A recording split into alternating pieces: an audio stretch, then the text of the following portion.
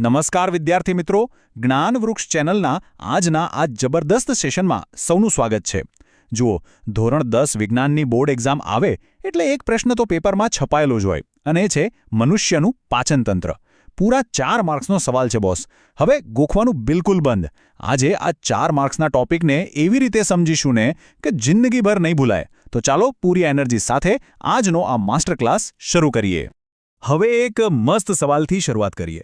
આપણે રોજ સરસ મજાનું સ્વાદિષ્ટ ભોજન તો જમીએ છીએ, પણ શું ક્યારે એવો વિચાર આવ્યો છે કે આ ખોરાક પચવાની શરૂઆત ખરેખર ક્યાંથી થાય છે? મોટાભાગના લોકો તો એવું જ માને કે ખોરાક જઠરમાં જાય એટલે પાચન ચાલુ. પણ અરે ના, તમને એક હિન્ટ આપું, પાચનની શરૂઆત જઠરથી તો બિલકુલ નથી થતી. તો પછી ક્યાંથી થાય છે? બસ આનો જવાબ આજના સેશનમાં આપણે શોધવાનો છે, એટલે અંત સુધી જોડાયેલા રહેજો. તો આજના આ એક્સપ્લેનરમાં આપણે આખી પ્રોસેસને 6 ભાગમાં વહેંચી દીધી છે. પહેલું, પાચનતંત્રના મુખ્ય અંગો. બીજું, મુખ અને અન્નળી. ત્રીજું, જઠરમાં પાચન. ચોથું, નાના આંતરડાની ભૂમિકા. પાંચમું, રસાંકુરો અને મોટું આંતરડું. અને છેલ્લે સૌથી અગત્યનું, બોર્ડ પરીક્ષા માટેનું ક્વિક રિવિઝન. તો ચાલો સૌથી પહેલા વિભાગ 1થી શરૂઆત કરીએ. પાચનતંત્રના મુખ્ય અંગો. આપણા શરીરને એક મોટી ફેક્ટરી સમજી લો, અને આ ફેક્ટરીમાં એક લાંબી સળંગ પાઇપલાઇન છે. પાચનતંત્રના આ નકશાને મગજમાં બરાબર ફિટ કરી લેજો. આપણું પાચનતંત્ર મુખ્યત્વે 2 ભાગમાં વહેંચાયેલું છે.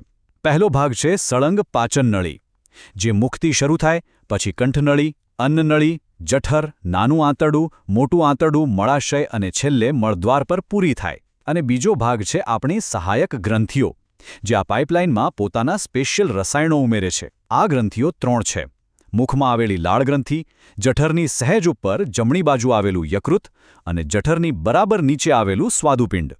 હવે અહીં ખાસ ધ્યાન આપજો. બોર્ડ એક્ઝામ માટે આ એક બહુ જ સિરિયસ ટીપ છે. જ્યારે પણ પરીક્ષામાં 4 માર્ક્સમાં મનુષ્યનું પાચનતંત્ર પૂછાય ત્યારે એક સુંદર અને સ્પષ્ટ નામ નિર્દેશનવાળી આકૃતિ દોરવી કમ્પલસરી છે. જોજો હો, આકૃતિ વગર પૂરા માર્ક્સ મળવા બિલકુલ અશક્ય છે. એટલે આ સેશન પતે પછી ટેક્સ્ટબુકમાંથી આકૃતિ દોરવાની 2-3 વાર પ્રેક્ટિસ ચોક્કસ કરી લેવાની છે. ચાલો હવે આગળ વધીએ વિભાગ 2 તરફ. મુખ અને અન્નનળી. અહીંથી જ ખરી સફર શરૂ થાય છે. જી હા, આપણા પહેલા શરૂઆતના સવાલનો જવાબ મળી ગયો છે. પાચનની શરૂઆત આપણા મુખથી જ એટલે કે મોઢાથી જ થઈ જાય છે. જ્યારે આપણે કોળીઓ મોંમાં મૂકીએ ત્યારે સૌથી પહેલાં આપણા દાંત ખોરાકને ચાવીને એના નાના ટુકડા કરી નાખે છે. આ તો એકદમ ફિઝિકલ પ્રોસેસ થઈ. પણ સાથે સાથે આપણી લાળ ગ્રંથિમાંથી લાળ રસ ભળે છે, જે ખોરાકને એકદમ પોચો અને ભીનો બનાવે છે. અને આમાં જે સૌથી અગત્યનો હીરો છે ને, એ છે લાળ રસમાં રહેલો એમાઇલેઝ નામનો ઉત્સેચક. આ એમાઇલેઝ શું કરે છે?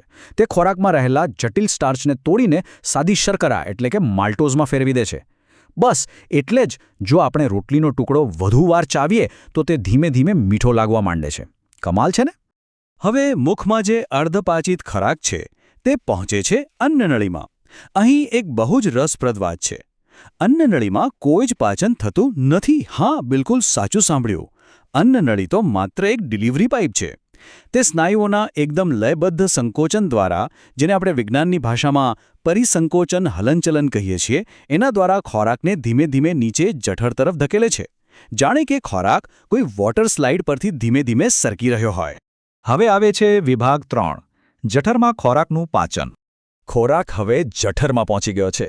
જઠર એટલે અંગ્રેજી મૂળાક્ષર જે આકારની એક મોટી થેલી. અહીં બહુ જ જોરદાર રાસાયણિક પ્રક્રિયાઓ થાય છે. જઠરની દિવાલમાંથી જઠરરસનો સ્ત્રાવ થાય છે, અને આ જઠરરસના 3 મુખ્ય ખેલાડીઓ છે. પહેલો છે હાઇડ્રોક્લોરિક એસિડ એટલે કે HCl. આ ભાઈ એક કડક સેનિટાઇઝર જેવું કામ કરે છે.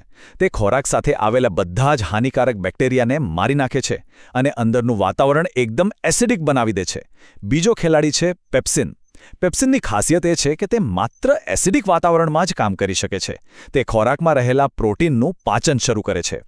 હવે અહીં એવો સવાલ થાય કે આટલો જલદ એસિડ જઠરને નુકસાન ના પહોંચાડે? બિલકુલ પહોંચાડે, પણ ત્યાં જ આપણો ત્રીજો ખેલાડી એન્ટ્રી મારે છે, શ્લેષ્મ. શ્લેષ્મ જઠરની અંદરની દિવાલ પર એક મસ્ત રક્ષણાત્મક કવચ બનાવી દે છે, જેથી એસિડ જઠરને કોઈ જ નુકસાન પહોંચાડી શકતો નથી. અદ્ભુત મિકેનિઝમ છે, સાચું ને? ચાલો હવે વિભાગ 4 પર આવીએ. નાના આંતરડાની ભૂમિકા. નામ નાનું છે પણ કામ બહુ મોટું છે. જઠરમાંથી ખોરાક હવે નાના આંતરડામાં પ્રવેશે છે.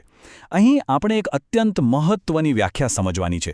બોર્ડની પરીક્ષામાં 1 કે 2 માર્કમાં આ અચૂક પૂછાય છે અને એ છે તૈલોધીકરણ, યાને કે ઇમલ્સિફિકેશન. નાના આંતરડામાં ખોરાક આવે ત્યારે યકૃતમાંથી પિત્તરસ આવે છે. આ પિત્તરસમાં પિત્તક્ષારો આવેલા હોય છે. આ પિત્તક્ષારો શું કરે? તે ખોરાકમાં રહેલી ચરબીના મોટા મોટા ગોલકોને તોડીને એકદમ નાના નાના ગોલકોમાં ફેરવી નાખે છે. ચરબીને તોડવાની આખી આ પ્રક્રિયાને જ તૈલોધીકરણ કહેવાય છે. આ શબ્દ તો બરાબર મગજમાં છાપી જ લેજો. હવે આપણે એક બહુ જ અગત્યના ટેબલની વાત કરીએ. આ માહિતી આખા પાચનતંત્રનો જીવ છે એમ કહીએ તો પણ ચાલે. નાના આંતરડામાં 2 અલગ અલગ જગ્યાએથી રસાયણો આવે છે. યકૃતમાંથી આવતો પિત્તરસ 2 કામ કરે છે. એક તો જઠરમાંથી આવતા પેલા એસિડિક ખોરાકને આલ્કલાઇન એટલે કે બેઝિક બનાવે છે અને બીજું આપણે હમણાં જ જોયું તેમ ચરબીનું તૈલોદીકરણ કરે છે. બીજી તરફ સ્વાદુપિંડમાંથી સ્વાદુરસ આવે છે. આ સ્વાદુરસમાં 2 બહુ જ ખાસ ઉત્સેચકો છે. એક છે ટ્રિપ્સિન જે પ્રોટીનનું પાચન કરે છે અને બીજો છે લાઇપેઝ જે ચરબીનું પાચન કરે છે. આ ઉત્સેચકો અને તેમના કાર્યોની આ જોડીઓ પરીક્ષામાં MCQ માટે એકદમ રામબાણ ઇલાજ છે. આ બધી જ પ્રક્રિયાઓ પૂરી થાય એટલે નાના આંતરડાની પોતાની દિવાલમાંથી આંતરરસ ઉત્પન્ન થાય છે જે આખા પાચનને ફાઇનલ ટચ આપે છે. અંતિમ પરિણામ શું મળે છે? તો જુઓ, જટિલ પ્રોટીન તૂટીને એકદમ સરળ એમિનો એસિડ બની જાય છે. જટિલ કાર્બોદિતનું રૂપાંતર ગ્લુકોઝમાં થઈ જાય છે જે આપણા શરીરને ઇન્સ્ટન્ટ એનર્જી આપે છે. અને ચરબી અંતે ફેટી એસિડ અને ગ્લિસરોલમાં ફેરવાઈ જાય છે. બસ આ એવા સરળ સ્વરૂપો છે જેને આપણું શરીર હવે આસાનીથી શોષી શકશે. આગળ વધીએ. વિભાગ 5 તરફ રસાંકુરો અને મોટું આંતરડું. તો હવે પાચન તો પૂરું થઈ ગયું ભાઈ, પણ આ પચેલા પોષક તત્વો આપણા લોહીમાં અને શરીરના અલગ અલગ કોષો સુધી પહોંચશે કેવી રીતે? અહીં આવે છે નાના આંતરડાની અંદરની દિવાલમાં રહેલા આંગળીઓ જેવા અસંખ્ય નાના નાના પ્રવર્ધો, જેને આપણે રસાંકુરો અથવા વિલી કહીએ છીએ. આ બોર્ડ માટેનો બીજો ક્લાસિક 2 માર્કનો સવાલ છે. આ રસાંકુરોનું કામ શું છે? તેઓ પચેલા ખોરાકનું ફટાફટ શોષણ કરવા માટે આંતરડાની સપાટીનું ક્ષેત્રફળ જબરજસ્ત રીતે વધારી દે છે. તેમાં રુધિરવાહિનીઓની ખૂબ મોટી જાળી પથરાયેલી હોય છે. આ રસાંકુરો પોષક તત્વોને સ્પોન્જની જેમ શોષી લે છે અને તેને લોહી મારફતે શરીરના ખૂણે ખૂણે પહોંચાડે છે. હવે જે ખોરાક પચી શક્યો નથી અથવા જેની આપણા શરીરને બિલકુલ જરૂર નથી એવો અપાચિત કચરો મોટા આંતરડામાં પ્રવેશે છે. મોટા આંતરડાનું એક જ મુખ્ય કામ છે, તે આ કચરામાંથી વધુમાં વધુ પાણીને પાછું ખેંચીને શોષી લે છે. ત્યારબાદ જે વધેલો ઘન કચરો છે તે મળાશયમાં ભેગો થાય છે અને છેલ્લે મળદ્વાર મારફતે તેનો શરીરમાંથી નિકાલ થઈ જાય છે. અહીં આપણા ખોરાકની સફર એકદમ પૂરી. અને હવે આપણે પહોંચી ગયા છીએ છેલ્લા અને સૌથી જોરદાર વિભાગ પર. વિભાગ 6 બોર્ડ પરીક્ષાનું ફાસ્ટ ટ્રેક રિવિઝન. તો ચાલો બધી ઊંઘ ઉડાડી દો અને અહીં ફોકસ કરો. આ એક જબરદસ્ત 1 માર્કનો પ્રશ્ન છે. ગાય કે હરણ જેવા જે તૃણાહારી પ્રાણીઓ હોય ને એમનું નાનું આંતરડું વાઘ કે સિંહ જેવા માંસાહારી પ્રાણીઓ કરતાં ઘણું લાંબુ હોય છે. શા માટે? બહુ સિમ્પલ લોજિક છે. તૃણાહારીઓ ઘાસ ખાય છે જેમાં સેલ્યુલોઝ હોય છે અને આ સેલ્યુલોઝને પચાવવામાં બહુ વાર લાગે એટલે આંતરડું લાંબુ જોઈએ. જ્યારે માંસનું પાચન બહુ ઝડપથી થઈ જાય છે એટલે માંસાહારીઓનું નાનું આંતરડું ટૂંકું હોય છે. આ સાયન્ટિફિક કારણ બરાબર યાદ રાખી લેજો હો. ચાલો હવે એક fast track rapid fire revision થઈ જાય. જવાબો મનમાં ફટાફટ બોલતા જજો. પાચનની શરૂઆત ક્યાંથી થાય? મુખથી. લાળ રસમાં કયો ઉત્સેચક હોય? એમાઇલેઝ. જઠરની દિવાલને એસિડથી કોણ બચાવે? શ્લેષ્મ. ચરબીનું તૈલોદીકરણ કોણ કરે? પિત્તક્ષારો. અને સ્વાદુરસમાં પ્રોટીનનું પાચન કયો ઉત્સેચક કરે? ટ્રિપ્સિન. બસ બોસ, આટલું યાદ રાખી લીધું ને એટલે ટૂંકા પ્રશ્નોના પૂરા માર્ક્સ તમારા ખિસ્સામાં.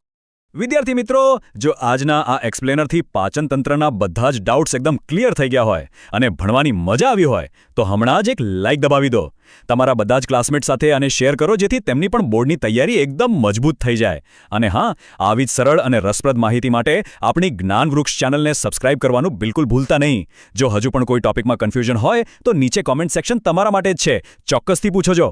છેલ્લે બસ એટલું જ કહીશ કે વિજ્ઞાન એ ક્યારેય ગોખવાનો વિષય નથી, તેને સમજવાનો વિષય છે. આપણે આજે જે આખી પ્રક્રિયા સમજી છે ને તેને એકવાર શાંતિથી પાઠ્યપુસ્તકમાંથી વાંચીને આકૃતિ સાથે લખવાની પ્રેક્ટિસ જરૂરથી કરી લેજો. પોતાની જાત પર અને પોતાની મહેનત પર 100% વિશ્વાસ રાખો. બોર્ડની પરીક્ષામાં બેસ્ટ પ્રદર્શન કરવા માટે હવે તને બિલકુલ તૈયાર છો.